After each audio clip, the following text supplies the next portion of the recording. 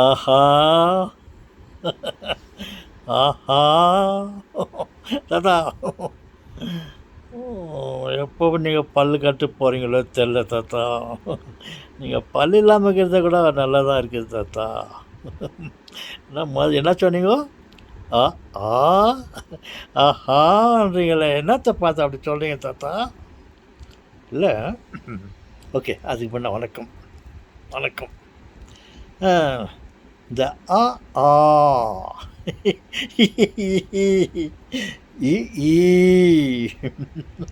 உ ஊ உ ஊ ஏய் ஏ ஏய் ஏ ஏ ஐ ஆ ஐ ஓ ஓ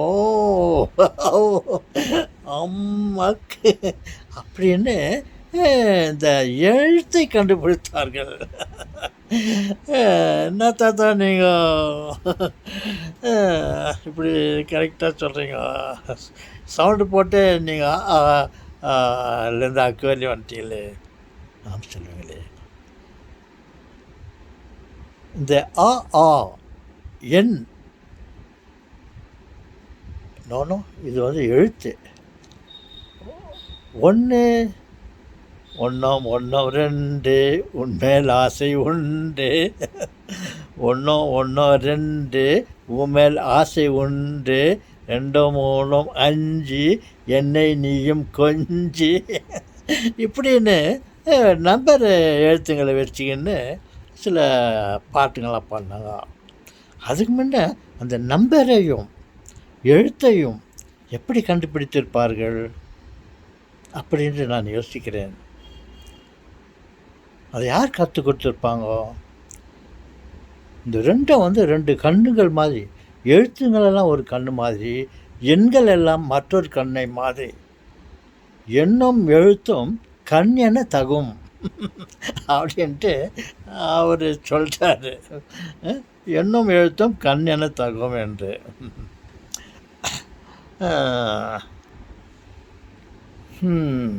ஓகே சொல்லுங்க இது. ஓகே, எண்ணும் எழுத்தும் கண்ணென தகும் என்று சொன்னாங்க. அப்புறம் அவர் ஒரு பாட்டு பண்ணார். அகரமுகர எழுத்தெல்லாம் அறிய வைத்தாய் தேவி. தாத்தா, நீங்கள் அதை வார்த்தை சொல்லுங்கள் தாத்தா, நீங்கள் பாட்டு பாடாதீங்க தாத்தா.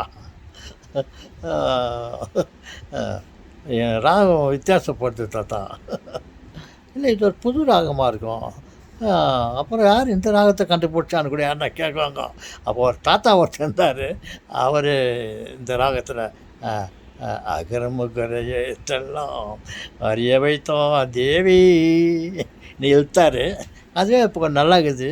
எல்லோரும் பழைய பாட்டை விட தாத்தா பாடின பாட்டை நல்லா இருக்குதுலாம், இன்னொரு முறை போட்டு பார்க்கலான்ட்டு போட்டு பார்க்குவாங்க. அப்படி தான் எதுலேயும் ஒரு மாறுதல் இருக்க வேண்டும்.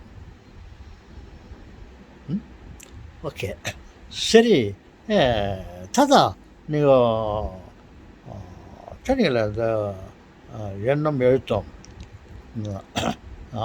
அதை அது சிறந்ததா? வேறு எது சிறந்தது தாத்தா? ஏதாவது லேட்டஸ்ட்டாக எதுனா இருக்கா? இருக்குது சொல்லுவாங்களே. கம்ப்யூட்டர்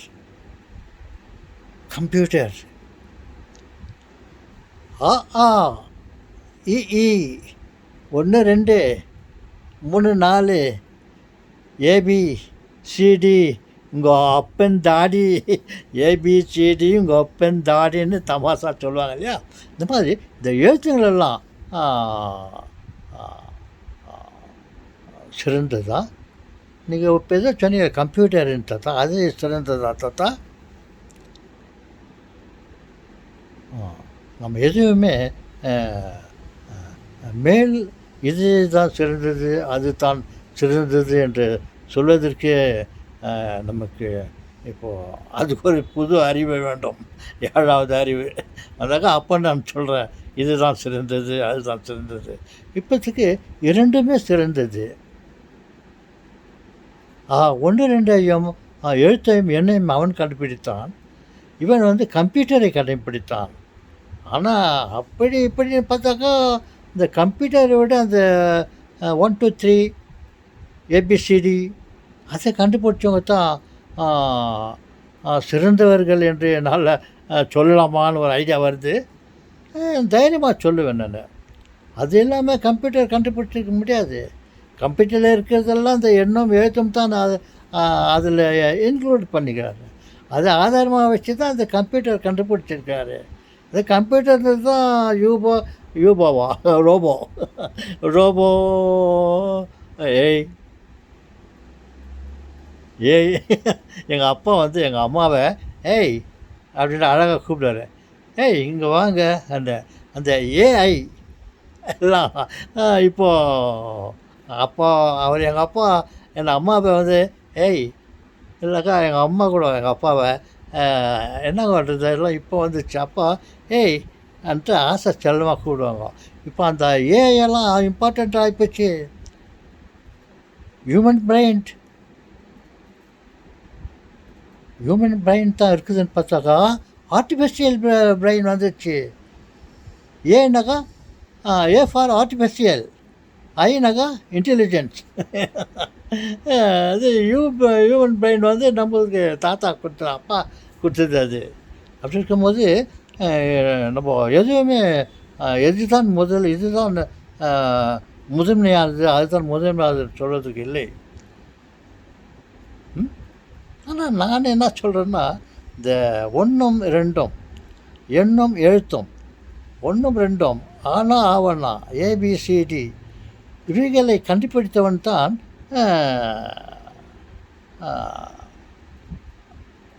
அவனுக்கு தான் முதல்ல மார்க் குத்தலான்னு பார்க்குறேன் நான். அதுக்கு பிறகு தான் கம்ப்யூட்டருக்கு இடம் கொடுக்கலாம். ஆனால் அந்த கம்ப்யூட்டர் வந்து பல காரியங்களை செய்கிறேன். கூகுள் ஓய் கூகுள் ஓ பூ அப்படி இந்த கூகுளெல்லாம் வந்துடுச்சு பாருங்க. எல்லாம் கம்ப்யூட்டருடைய அடிப்படையில் தான் அதெல்லாம் வந்துடுச்சு.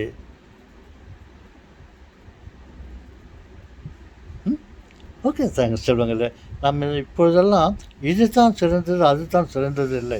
இன்றைக்கு இது சிறந்ததாக இருக்கும், நாளை வேறொன்று சிறந்ததாக வரும்.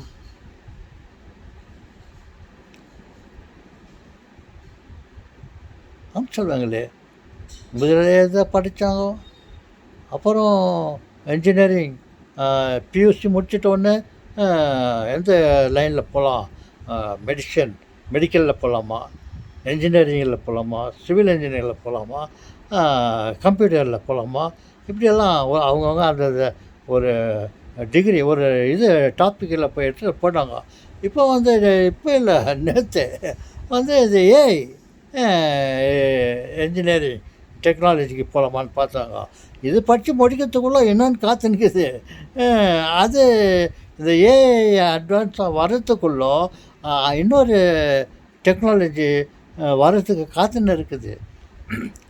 ஆனால் இதுக்கெல்லாம் எது அடிப்படைன்னா இந்த இ 1 2 3 1 2 3 1 2 3 4 5 6 பக்கல் மை ஷூன்னு என்ன வருமானது 3 4 பக்கல் மை ஷூ. ஓகே, அந்த மாதிரி இந்த எண்ணம் எழுத்து தான் ஆரம்பத்தில் வந்தது. நாம் என்ன இருந்தாலும் ஆரம்பத்தை மறக்கக்கூடாது.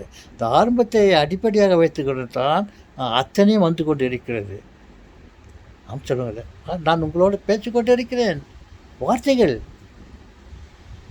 அந்த வார்த்தைகள் எல்லாம் எழுத்திலிருந்து வந்தது. நான் எத்தனை வீடியோ போட்டுக்கிறேன், இன்னும் எத்தனை வீடியோ நம்பரெல்லாம் சொன்னாக்கா அந்த நம்பரெல்லாம் இதில் நம்பரில் வருது. அது இல்லாக்கட்டி நான் இந்த நம்பர் எத்தனை வீடியோ போட்டிருக்கிறேன், சைடில் கொஞ்சம் சொல்லட்டுமா, அச்சன் போட்டு கூட நம்ம ஜனங்க இருக்கிறாங்களே, யார் நம்ம ஜனங்க கூட பிறந்தவங்க தான். கூட இருந்து குழி பறித்தாலும் அப்படின்னு பாடலாமான்னு பார்க்குறேன். எனக்கு அந்த தாத்தா கூடக்கிற அப்போ சகோதரன் வீடை போடுறாரு, நம்ம சகோதரனுக்கு ஒரு என்கரேஜ் பண்ணலான்ற புத்தியே இல்லை நம்மளுக்கு. அவங்கள யாரும் சொல்ல, நம்மளுக்கு நான் கூட மற்றவங்களுக்கு சில விஷயத்தில் நான் சப்போர்ட் பண்ணாமல் இருக்கலாம். அந்த வயதில் மற்றவங்களும் எனக்கு சப்போர்ட் பண்ணாமல் ஒரு நாள் வரும். ஓகே, அதெல்லாம் விட்டுடலாம். இப்போ வந்து இந்த 1, 2, 3 அ, ஆ, ஏபிசி இவைகளுக்கு தான் முக்கியத்துவம் கொடுக்கலாம் என்று நான் முடித்துக்கொண்டு வீடியோவை ஆஃப் பண்ணுகிறேன்.